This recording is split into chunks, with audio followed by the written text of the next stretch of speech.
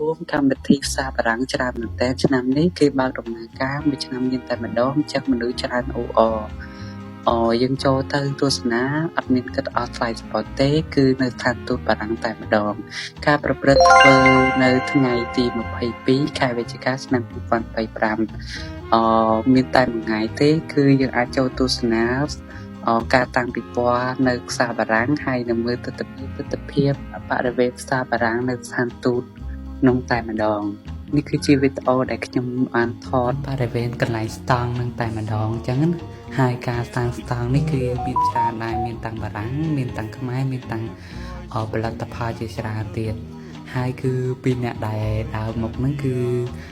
ជួបសិស្សអូនក្មេងៗគាត់រៀនសកលឆ្នាំទី1អញ្ចឹងណាហើយបន្តែគាត់ចង់ខ្ញុំទាញគាត់ឲ្យធ្វើប្លុកហើយគាត់នឹងនិយាយដើម្បីឲ្យមានភាពសប្បាយនៅក្នុងប្លុកហ្នឹងដែរអញ្ចឹងចាំមើលតាមទស្សនាដែលគាត់និយាយកាន់ប្លុកហ្នឹង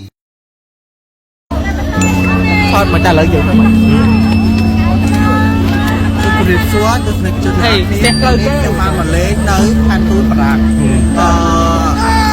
វិញទៅយើងមកជំរាបសួរទស្សនិកជនជាទីមេត្រីជាទីគោរពខ្ញុំមកខាលីបញ្ញាជា content creator មួយដែលខ្ញុំថ្មីជួយ follow អ្នកមួយផងថ្ងៃនេះខ្ញុំមកទស្សនានៅឋានទូតបារាំងដែលគេចាត់បាននៅថ្ងៃនេះហើយបិទនៅម៉ោង 4 ល្ងាចនេះតែម្ដងចឹងចាំជួយ follow ម្នាក់មួយផងណាអរគុណជម្រាបលា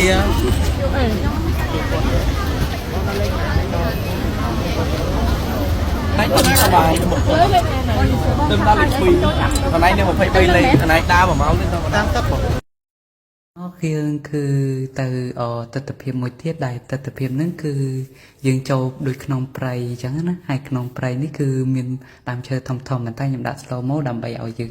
ងាយស្រួលកុំឲ្យវាវែងពេកកាត់ខ្លីៗហើយនឹងដាក់បទចម្រៀងស្ដាប់ខ្លះគឺខ្ញុំអត់សូវបានវយច្រើនទេនេះគឺជាដើមឈើដែលទស្សនវិជ្ជានេះគឺ